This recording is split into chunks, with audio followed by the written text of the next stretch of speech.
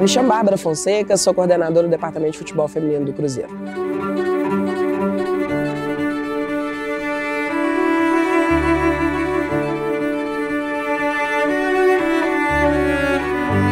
Em 2019 eu cheguei e assumi o cargo de coordenadora do Departamento de Futebol Feminino do Cruzeiro, depois de um encontro muito feliz que eu tive em 2017, num seminário de marketing esportivo. Eu encontrei duas pessoas que me possibilitaram aproximar do Cruzeiro. Passaram-se alguns anos, 2 anos, para que eu conseguisse chegar, mas cheguei e eu tive 2 estruturas que me permitiram montar já em 2019 uma equipe campeã. Foi a independência total das ações, né? Eu tive que montar comissão técnica, montar elenco, buscar estrutura, criar toda a logística de treino, captação de atleta, formato de contrato, salário. Eu tive a autoridade ali de impor para o Cruzeiro qual o orçamento que eu precisava e o Cruzeiro acreditou nessa experiência que eu trazia, né? Eu já tinha esse feeling do futebol, principalmente pelo período que eu joguei, que eu tentei ser atleta. E o Cruzeiro acreditou em mim essa confiança e isso foi super importante para que a gente pudesse ter um 2019 muito vitorioso. Conseguimos chegar na final contra o São Paulo, buscamos aí o acesso e na sequência o Campeonato Mineiro que veio com o título também. Bom, mas a minha história com o futebol começa pelo masculino, mas já na barriga da minha mãe, né? Minha mãe é de um bairro periférico, onde o futebol amador ele sempre foi uma busca de lazer, né, de quem não tinha muitas opções. E a minha mãe, grávida ou não grávida, eu sou a filha mais nova, tenho 3 irmãos mais velhos, e a minha mãe sempre acompanhou, né, aquela família que alugava ônibus, ia para a beira de campo, campão de terra e logo depois do jogo sempre tinha um churrasco. Então eu cresci nesse ambiente de futebol e isso para mim foi muito tranquilo. Quando eu cheguei para minha mãe e falei assim, olha, eu quero jogar. Então, aos 12 anos, eu já brincava ali no Campo Confidência, porque eu sou dessa região, um campo ainda de terra. Hoje você vê uma estrutura melhor, mas na época era bem precária. E a gente fazia joguinhos de final de semana sempre com meninos, né? Tinha ali talvez comigo e mais 4 meninas, 5 no máximo, e a gente começou a disputar algumas competições. Uniforme masculino batendo no joelho, o meião que caía até no pé, porque já a perna muito fina, né? Não segurava ali. Então eu comecei assim e aí eu evoluí para disputar competições de futebol amador pela Federação Mineira, né, pelo setor ali amador da Federação Mineira. Disputei Copa Centenário, Copa BH, depois veio o Campeonato Mineiro um pouco mais estruturado. Então se eu contar aqui eu devo ter circulado mais ou menos umas 10 equipes de futebol amador. E eu paro de jogar aos meus 28 anos na equipe do Santa Cruz e quando eu paro eu percebo que havia uma desorganização, que a gente podia ali ter um apelo social, buscar alguns projetos com o município, algumas empresas ali da região que pudesse bancar um pouco de estrutura que a gente precisava para dar um passo. E aí eu procuro o presidente, o Claudinho, e falo, Claudinho, eu quero tomar conta, e isso já era final de 2012. E em 2013 eu começo a organizar o futebol feminino lá. Tinha 3 competições no ano, mas eu lembro que a gente ganhou essas 3 competições e o Santa Cruz ficou conhecido como a equipe da Tríplice Coroa. E com isso nós ganhamos uma vaga na Copa do Brasil. E aí havia, naquele momento, na política, a Dilma era presidente e ela estava tentando sancionar uma lei que obrigava os clubes a terem um investimento mínimo no futebol feminino caso eles quisessem fazer o refis, né, que é o financiamento aí da dívida.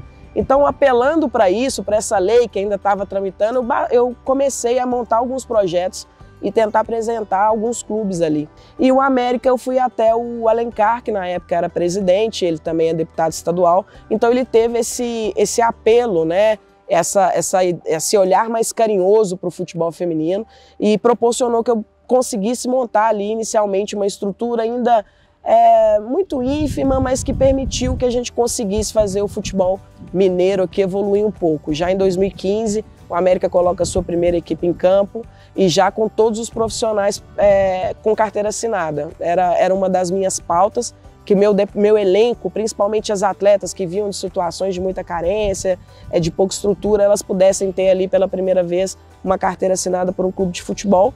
Eu posso cravar com você aqui que nós fomos a 3ª equipe a ter todas as atletas do elenco com carteira assinada. Então, foi essa minha história aí, né? Em 2017 eu tenho esse encontro feliz e que me proporcionou chegar hoje no Cruzeiro e está aí entrando na minha 4ª temporada.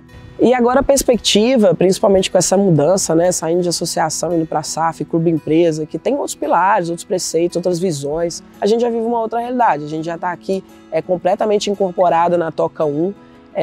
Eu nunca tive GPS em dias de treino, hoje as minhas atletas não treinam sem GPS. As minhas atletas chegam numa condição de estar assim, olha, nós estamos sentindo dor, elas vão para a máquina de termografia. Então são avanços, mas foi necessário que naquele primeiro momento eu engolisse goela abaixo aquele preconceito muito enraizado, estrutural e que me possibilitava de fazer muitas coisas. Mas ainda hoje a gente precisa citar uma coisa, eu acho que todos os clubes no estado de Minas Gerais que tem o futebol feminino passa por isso. A gente ainda está num processo de fazer as instituições, e aí não são só os clubes, a própria imprensa, a própria Federação Mineira, entender que a gente precisa mudar a chave. O futebol feminino ele já é uma realidade, ele já é um produto que está sendo muito consumido. Dito isso, a gente viu aí a Globo comprando os direitos de transmissão do Campeonato Brasileiro, já comprou do Campeonato Paulista no passado. Enfim, a gente ainda precisa acelerar esses outros pilares, né, que são tão importantes no desenvolvimento do futebol feminino, a entender que há uma necessidade de mudar, de tratar o futebol feminino diferente. Uma coisa que a FIFA fez ali, após a Copa do Mundo, entender, olha, os estados enchem, as pessoas compram as camisas, né? Então vamos fazer com que as estruturas que estão abaixo da gente, as confederações e as federações, tenham essa visão que a gente tem e vamos passar a orientação. E a orientação veio com obrigação. Então eu preciso elogiar muito a FIFA e as pessoas que estão sentadas naquela cadeira, que foi uma percepção da FIFA.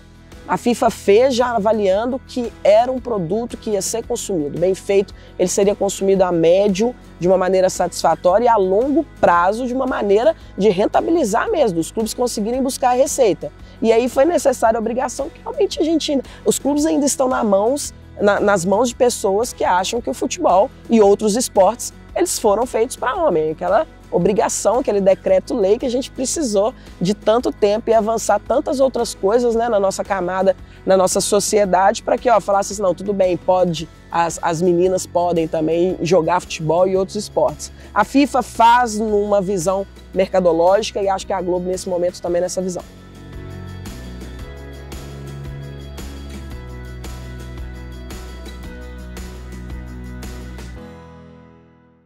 Eu ainda vou ser defensora de ter uma estrutura para o futebol feminino, mas que tenha a mesma condição. E ali trabalhe-se o desenvolvimento e o futebol profissional feminino. Eu sou defensora de ter essa estrutura, mas não com receio de que, poxa, eles não podem conviver. Pode, obviamente que pode. A gente pode sair, trazer nossa equipe profissional para fazer um amistoso contra a base. E aí eu entro num outro aspecto que é ciência, né? Infelizmente, o nosso corpo ele não foi preparado para ter a velocidade e a força, na fase adulta, uma mulher e um homem. Já na base é possível igualar isso ali para baixo dos 14 anos, acima dos 14, o homem tem um boom e aí o ganho de força é absurdamente maior. Né? A gente tem que separar o aspecto de preconceito, de gênero, do aspecto que a ciência nos traz essa diferença e infelizmente a gente vai ter que conviver com isso. Não tem nada a ver a convivência. Mas eu acho que a estrutura, entregar para tantas cabeças as demandas diárias, a estrutura tem que ser muito macro. Teria que ser talvez 3 vezes essa Toca 1 aqui.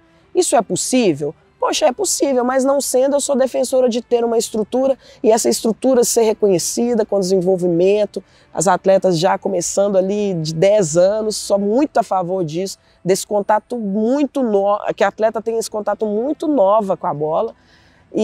Mas quero trazer esse recorte, não é por achar que temos que estar em estruturas diferentes por causa dessa diferença de gênero, não é.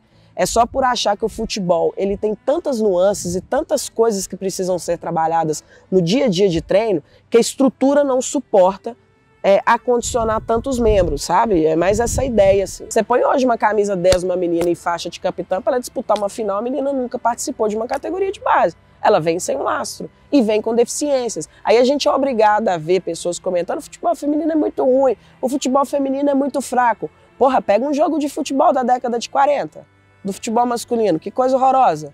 Eles precisavam avançar em processos, né? Como a gente também precisa. Então, para finalizar, a gente precisa dessa estrutura, que tenha esse olhar atento para as particularidades, o futebol é um só, mas a ciência traz diferença, que tem esse olhar particular para o futebol feminino para que de fato a gente consiga entregar o que a torcida espera, o que os corneteiros esperam. Que é diferente também, eu vou tirar a torcida disso, porque tem a torcida que entende, que sabe por que a gente ainda está avançando em passos pequenos.